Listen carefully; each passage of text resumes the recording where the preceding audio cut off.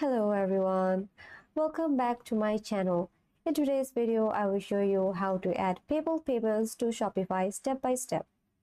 So, if you're running an online store, offering PayPal as a payment option is a smart move and can significantly enhance the checkout experience for your customers.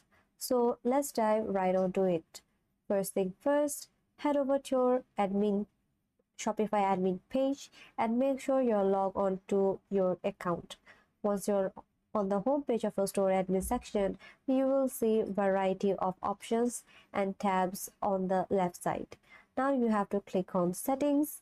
Once you select settings, you will see this menu and all you have to do is click on payments, and clicking on payment will direct you a page with full of different options you can incorporate, and among them lies our focus for today, PayPal.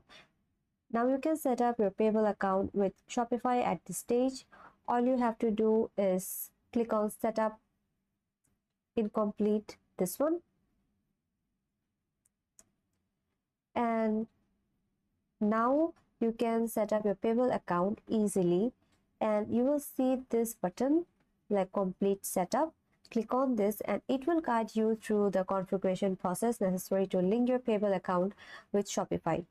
Then, depending on whether you already have a PayPal account, you might be prompted to a login or sign up button.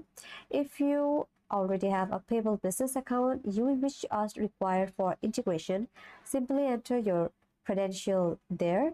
And it's very important to ensure your PayPal account is set up for business, as personal accounts will not offer the necessary functionalities compatible with your Shopify.